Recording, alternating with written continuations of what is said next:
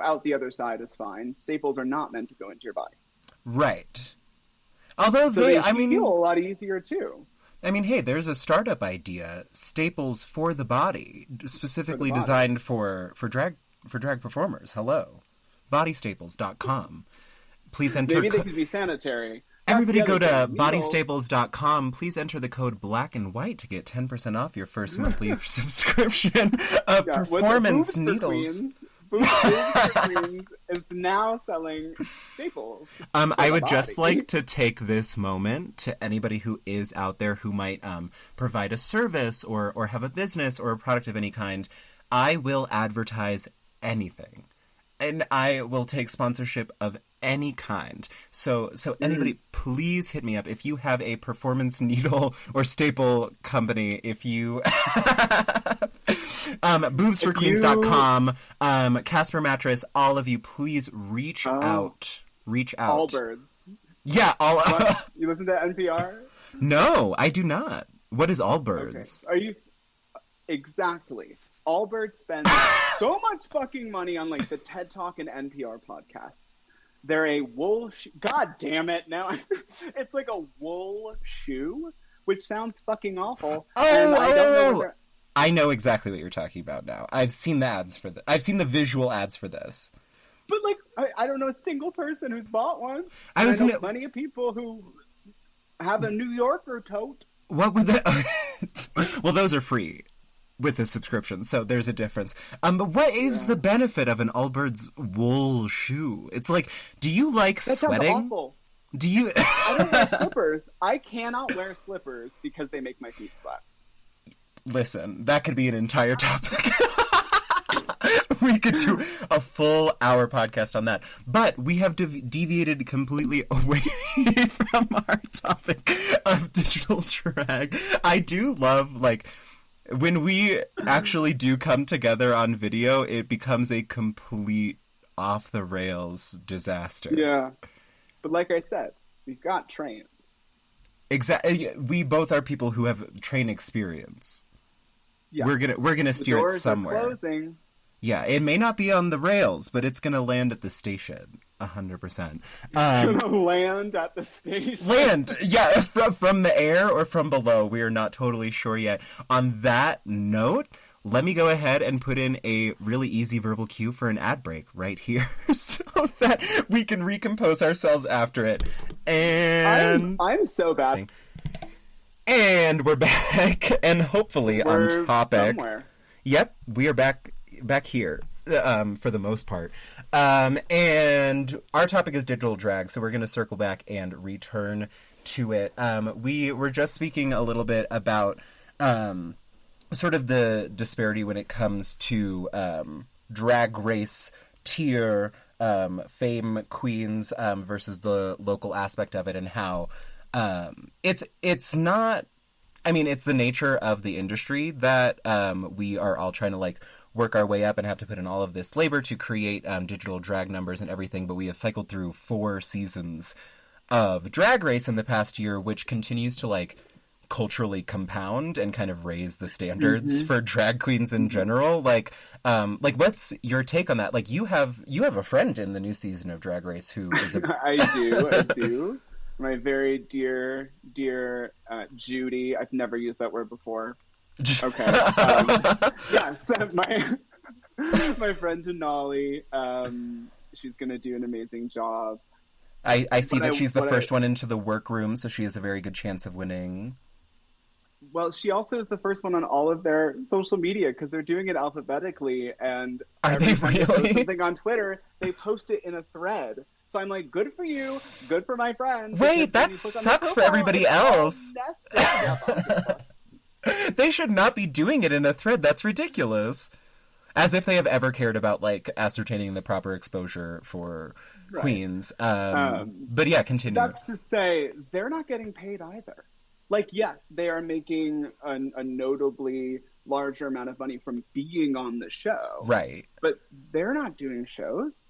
Exactly. Right? And so everyone is being held to such a high standard, and these girls are spending a lot of fucking money to go on that show. Well, that's the right? one thing is like I go back And and they I have look at to. like well, you have to. Well, that's the thing that I've always said about Drag Race is like I personally feel competent enough to like participate in Drag Race, like challenge to challenge. The I could kill a Sex and the City skit for sure, but I do not have the budget. Will rarely have it will take years for me to accumulate the budget to even start I to think people take convey out what I would loans.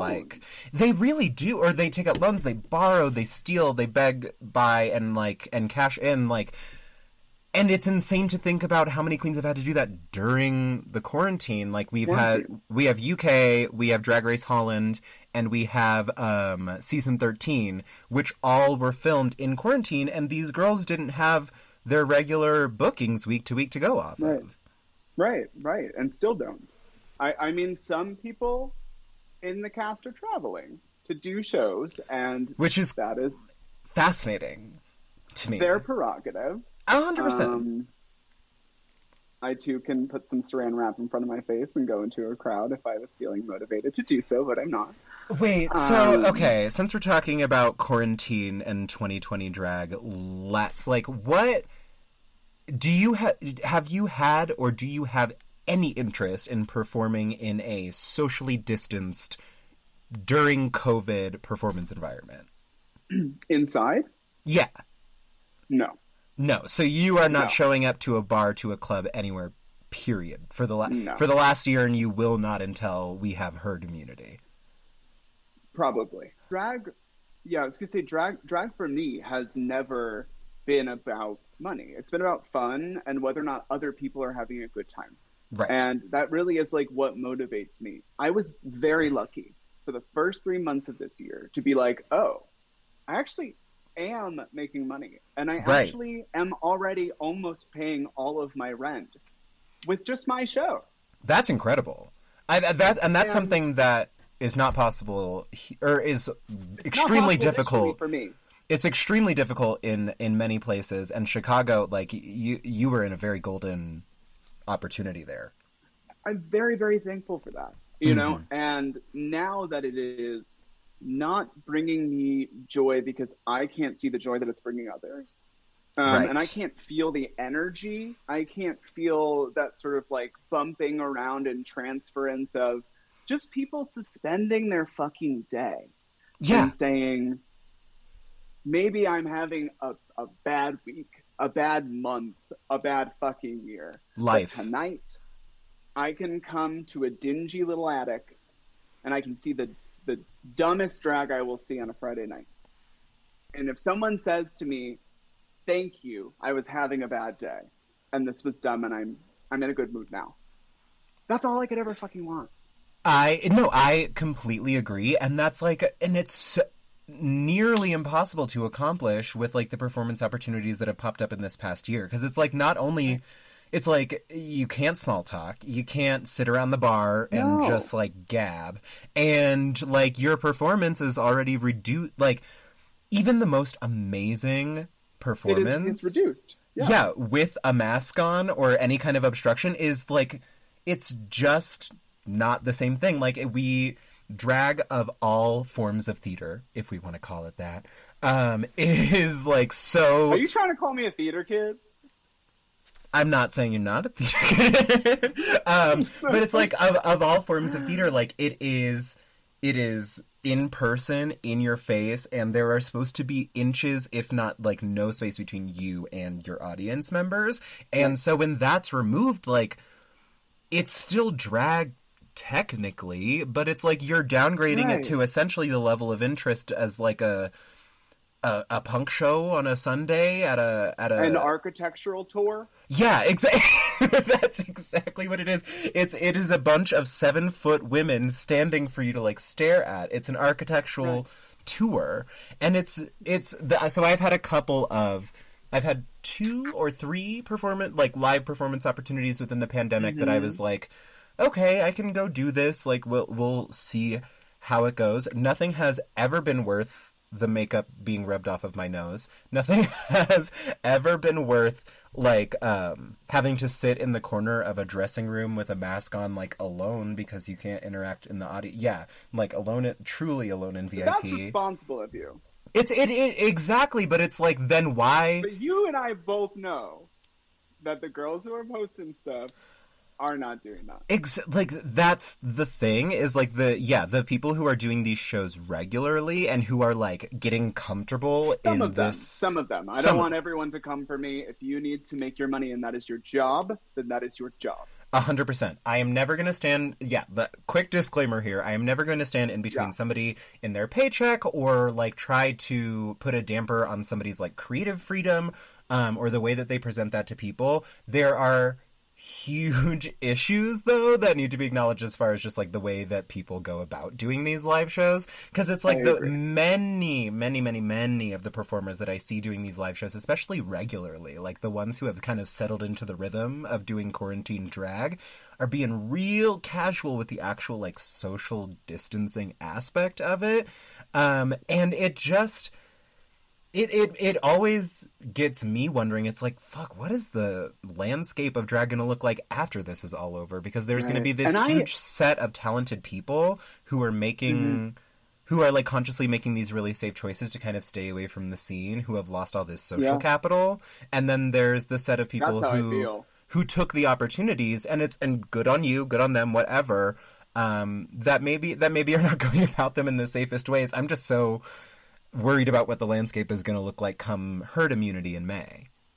Yeah, if it is in May, that would be fab. Yeah. Fingers crossed. Well, that's the thing, is like apparently it's general vaccine access is supposed to be granted in time for Pride, which would be really cool. But it's like, by the time Pride rolls around, once again, it'll be 6 months from now, and we'll have a totally different drag scene in every city. We will have a totally different drag. Yeah, and I not gonna say it on our record here. Once again, I can strike anything out. I would love to hear it. Yeah, but mark this, and we'll figure out if there's a way for me to say it in a way that it's not as 4125. Got it. So many of the people who are performing right now were not people for whom this was a job before quarantine. That is 100% true. I also do believe that that's safe to not edit out. Because that's a perfectly neutral statement, I believe. It is a statement of fact. And it's true. You can't really say anything, personally about those who necessarily. Yeah, right? No shade, but like there is a huge amount of people that invested a huge like time and money and work and networking and social energy on getting involved in their drag scenes, that are then making like safe decisions to participate in the pandemic in a way that is, medically appropriate. Mm-hmm. And there a little bit of the rug is being pulled out from underneath those opportunities, just by and I don't think it's an odd reshuffling. Yes, right. But I think that the sort of dominant idea that everyone who is performing in person right now needs that as a paycheck. A lot of those people were not making all of their money from drag. It's not true. Yeah, and the people who were, if I'm thinking just Chicago, right? Mm-hmm. Lucy, Bambi, Denali, people who I know quite well, are not performing. And are largely not performing in person, and if they are, they have been outside. Yeah, I wonder. I feel like there's something to distill from there as to like why. What about quarantine brought all these girls out to the bars, first of all, while sending the rest of us home? The I guess capital that comes with it. And have we reached such a point in the journey of Drag Race that like the intrigue of doing drag is so strong that like people are becoming drag queens during the deadliest pandemic ever? Like, or not ever, but in the, the past couple hundred years. I don't know if that's the case. And I do also understand a potential secondary motivation that I will say that I don't think is a widespread one. But I know when the pandemic first began, and I was supposed to be going to San Francisco, right in March, as things began. Because you were going to do Turbo, like, IRL, right? No. Or at least be a part of the stud shows. Yeah, and I was going to be staying with Syzygy, and I Got was it. doing two of her shows and then another show or so elsewhere. Shout out Syzygy. I think And she will be a listener in the yes, near future. Fingers crossed. we love Syzygy. I can't wait to meet her, hopefully, eventually, maybe a year from when I was supposed